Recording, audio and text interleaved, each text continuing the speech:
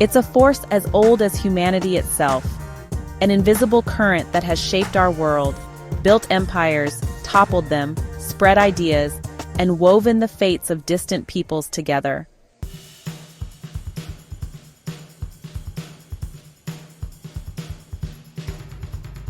We are a trading species.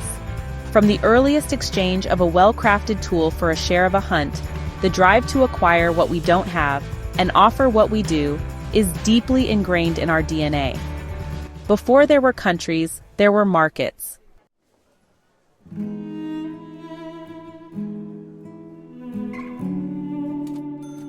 Before there were nations, flags, or grand armies, there were markets. Simple clearings, bustling riverbanks, desert oases. These were the crucibles where human connection, innovation, and ambition first truly ignited. This is the story of trade, the hidden engine that propelled the rise of cities, the expansion of empires, the spark of revolutions, and the inexorable march towards globalization. It's more than just the movement of goods, it's the movement of ideas, cultures, technologies, and even diseases. From the first whisper of "what will you give me for this?" to the complex algorithms that now guide global supply chains, trade is the story of us.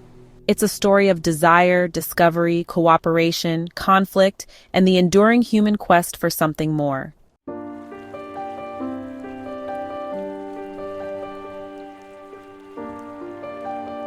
Our story begins over 5,000 years ago, in the fertile river valleys of Mesopotamia and the Indus. Here, the agricultural revolution yielded a crucial ingredient for trade surplus. For the first time, communities like Uruk in Sumer and Harappa in the Indus Valley produced more food and goods than they immediately needed. This surplus wasn't just in grain and livestock. Specialized crafts emerged: pottery, textiles, metalwork. And with specialization came the desire for things beyond one's own making, or one's own region. Lapis lazuli from distant Afghan mines found its way to Sumerian royal tombs. Indus Valley carnelian beads adorned Mesopotamian necks. These weren't just transactions, they were threads connecting nascent civilizations.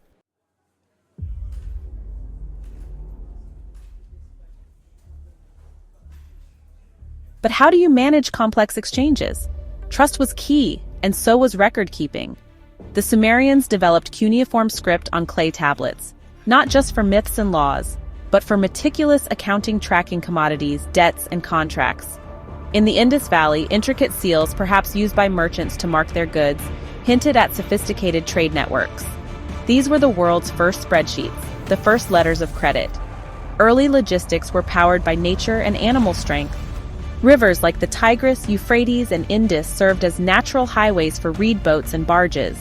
Ox carts rumbled along rudimentary roads, slowly but surely connecting villages to burgeoning urban centers. These first markets, these early hubs of exchange, were revolutionary. They drew people together, fostered innovation, and laid the groundwork for the complex societies that would follow. Trade wasn't just happening in cities. In many ways, trade created the city. The city came into being not primarily as a center of worship or of government, but as a center of exchange.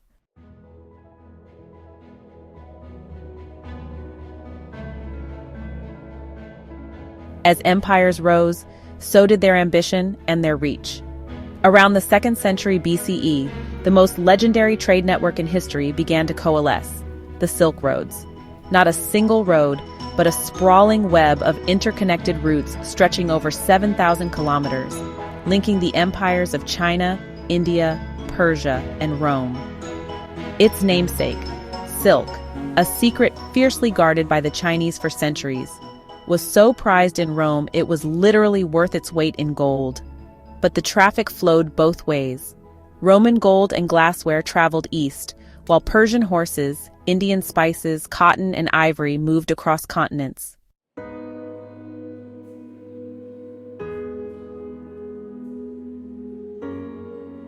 This was trade on an epic scale, undertaken at incredible risk. Merchants and their camel caravans braved scorching deserts, treacherous mountain passes, and the constant threat of bandits. The journey could take years. Along these routes, oases blossomed into vibrant multicultural cities. Caravanserais, ancient motels for merchants and their animals, became melting pots of languages, cuisines, and ideas. Central Asian peoples like the Sogdians became master intermediaries, their influence stretching for centuries.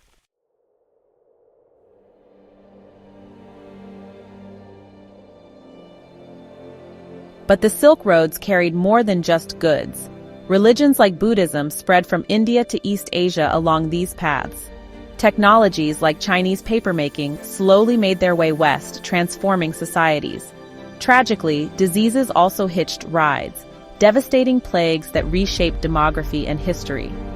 The Han Dynasty diplomat Zhang Qian is often credited with pioneering these routes in the 2nd century BCE, his missions opening China's eyes to the world beyond. Centuries later, in the 13th century, the Venetian merchant Marco Polo's famed, though sometimes debated, travels to the court of Kublai Khan and his subsequent book would ignite Europe's imagination about the riches of the East.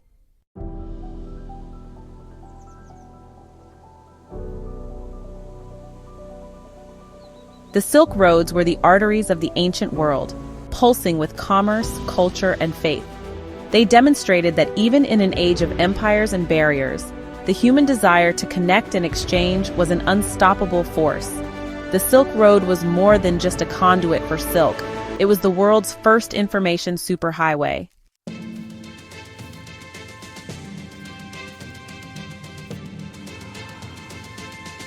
While caravans plodded overland, another world of trade was conquering the seas. The Indian Ocean, with its predictable monsoon winds, became a vast blue highway long before European dominance. For centuries, sailors from Arabia, Persia, India, Africa, and Southeast Asia expertly navigated these waters. Arab dhows, with their versatile lateen sails, became ubiquitous. From the East African Swahili coast, city-states like Kilwa exported gold, ivory, and slaves, connecting Africa to Asia. In the early 15th century, the Ming Dynasty's Admiral Zheng He commanded enormous treasure fleets, some ships reputedly over 120 meters long, on epic voyages asserting Chinese prestige and fostering trade as far as Africa.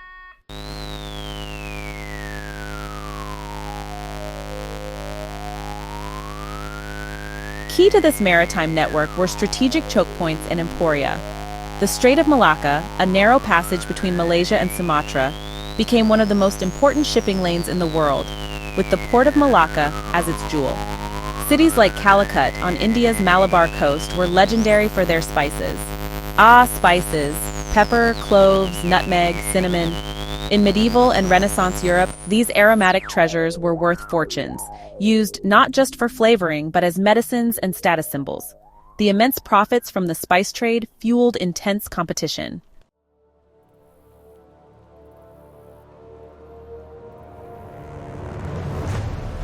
Italian city-states, particularly Venice and Genoa, grew fabulously wealthy by dominating the Mediterranean trade, acting as the European middlemen for goods arriving from the Levant, which were originally sourced from these Indian Ocean networks. Their rivalry was legendary, their fleets formidable. Zheng He's voyages in the early 15th century were a stunning demonstration of China's maritime capability. Had China continued these expeditions, world history might look very different. But imperial policy shifted, and China withdrew from extensive overseas exploration just as Europe was beginning to look outwards. Whoever is Lord of Malacca has his hand on the throat of Venice.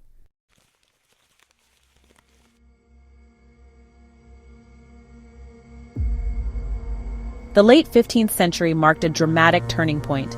Driven by the quest for direct access to Asian spices and wealth, European navigators embarked on audacious voyages. Portugal's Vasco da Gama rounded Africa to reach India in 1498. Spain's Christopher Columbus, seeking a westward route to Asia, stumbled upon the Americas in 1492. These voyages didn't just open new sea routes, they unleashed a colonial trade explosion that would fundamentally reshape the globe. Nations like Portugal, Spain, the Netherlands, France, and Britain vied for control of trade networks, establishing fortified trading posts and colonies.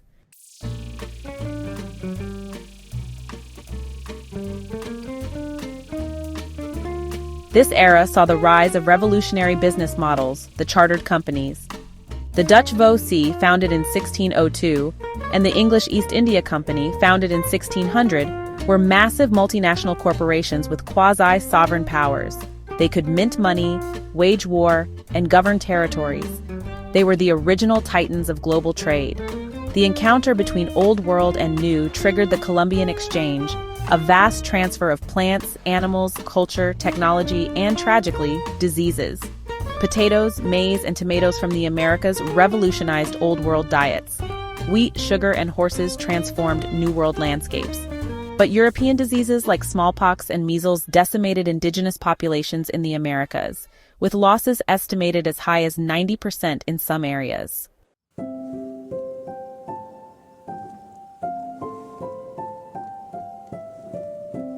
The insatiable demand for labor on colonial plantations, particularly for sugar in the Caribbean and Americas, fueled one of history's most horrific enterprises, the transatlantic slave trade. For over 3 centuries, millions of Africans were forcibly captured, transported in brutal conditions, and enslaved. This triangle trade, European goods to Africa, enslaved people to the Americas, plantation crops back to Europe, generated immense profits for some, at an immeasurable human cost. Vast quantities of silver from mines like Potosi in Bolivia and gold from across the Americas flowed into European coffers, funding wars and further colonial expansion. The Manila galleons created a silver trade route across the Pacific, linking Asia with the Americas and Europe. The discovery of America and that of a passage to the East Indies by the Cape of Good Hope are the 2 greatest and most important events recorded in the history of mankind.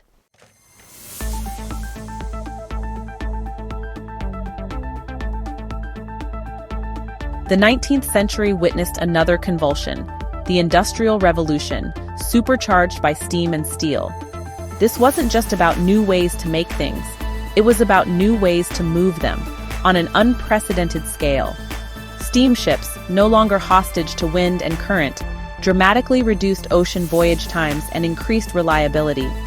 On land, railroads carved paths across continents, opening up vast interiors to agriculture and resource extraction, connecting producers to distant ports.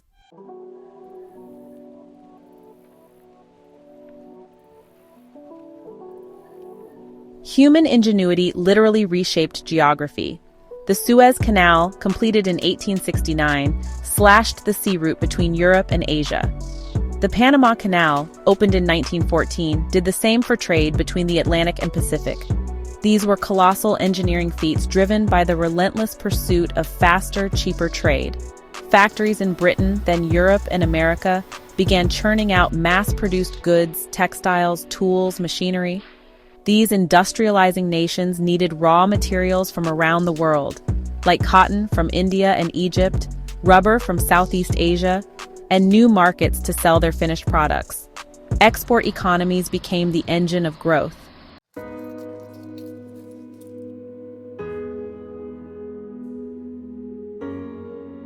To facilitate this burgeoning global trade, many nations adopted the gold standard, linking their currencies to a fixed amount of gold. This provided a degree of stability and predictability for international payments, though it also limited governments' monetary flexibility. And then came the telegraph. Submarine cables laid across ocean floors meant information, prices, orders, news could travel the globe in minutes, not weeks. For the first time, global financial markets began to truly integrate.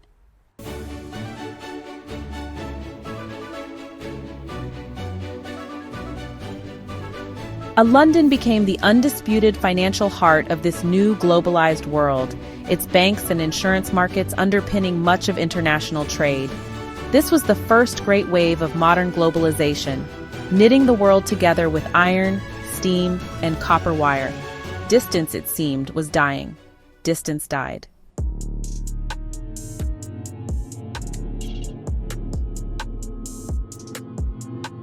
The unprecedented interconnectedness of the late 19th century was shattered by the cataclysms of the 20th. 2 world wars and the Great Depression decimated global trade. Nations threw up protectionist barriers, and supply lines were severed by conflict.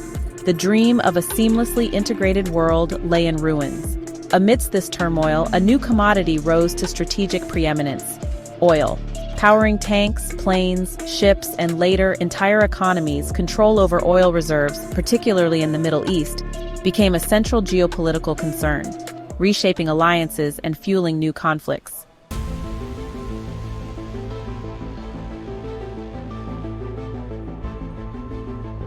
As World War II drew to a close, Allied leaders, determined to avoid the mistakes of the past, gathered at Bretton Woods, New Hampshire in 1944. Their goal to create a new international economic architecture that would foster stability and promote peaceful trade. This led to the creation of the International Monetary Fund, or IMF, to ensure exchange rate stability, the World Bank to fund reconstruction and development, and later the General Agreement on Tariffs and Trade, known as GATT, which aimed to systematically reduce trade barriers. The GATT would eventually evolve into the World Trade Organization, or WTO, in 1995. Under this new framework, the US dollar, pegged to gold until 1971, became the world's primary reserve currency. A new era of managed globalization began, leading to decades of unprecedented growth in international trade and prosperity for many, though not all, parts of the world.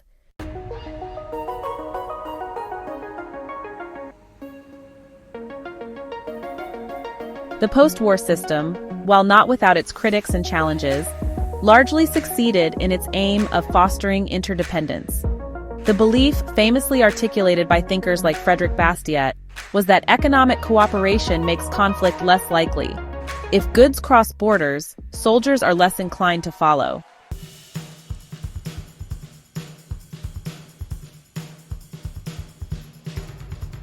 While international agreements were laying the political groundwork for more trade, a deceptively simple invention was about to revolutionize its physical movement. In 1956, a North Carolina trucking entrepreneur named Malcolm McLean had an idea. What if cargo could be moved in standardized, stackable boxes? His first converted oil tanker, the Ideal X, sailed with 58 of these containers. Containerization was a game changer. It slashed loading times from days to hours, dramatically cut costs, reduced theft, and allowed for seamless transfer between ships, trains, and trucks. It was the unsung hero of modern globalization, making it economically viable to manufacture goods almost anywhere and ship them everywhere.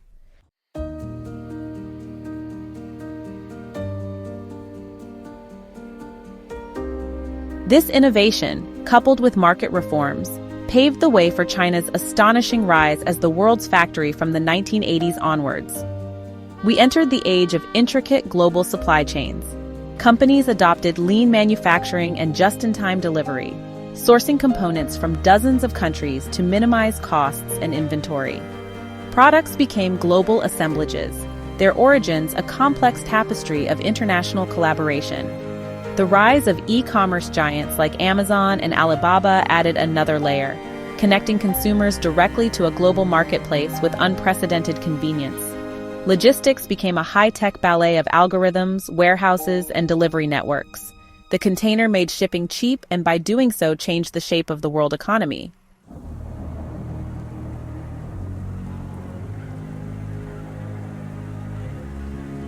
For decades, these intricate, hyper-efficient global supply chains seemed almost invincible. Then came 2020. The COVID-19 pandemic delivered a profound shock, exposing the fragility of this interconnected web. Factory shutdowns, border closures, and wild swings in demand sent ripples of disruption worldwide.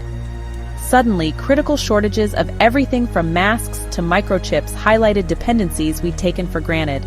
The grounding of a single massive container ship, the Ever Given, in the Suez Canal in March 2021, held up billions of dollars in trade a day, a stark reminder of how critical these arteries are.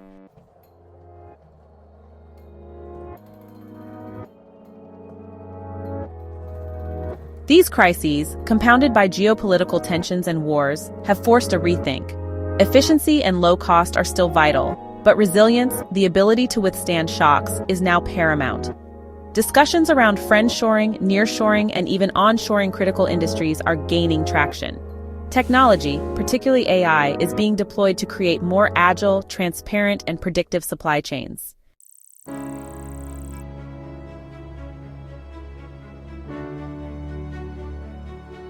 What does the future hold for trade? While physical goods will always move, the fastest growing dimension of trade is digital. Services, software, data, entertainment, intellectual property. These intangible assets now flow across borders at the speed of light, creating new digital Silk Roads. Emerging technologies like blockchain promise to enhance transparency and security in supply chains, while cryptocurrencies and Web3 economies explore new paradigms for value exchange and decentralized commerce. AI will continue to optimize logistics, predict disruptions, and even design new products based on global demand. The trade of tomorrow will be smarter, faster, and increasingly dematerialized.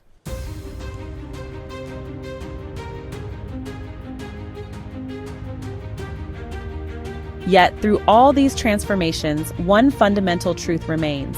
Trade is, and always has been, about more than just goods and services. It's about human connection, shared knowledge, and the delicate, essential dance of trust. And that, perhaps, is its most enduring legacy.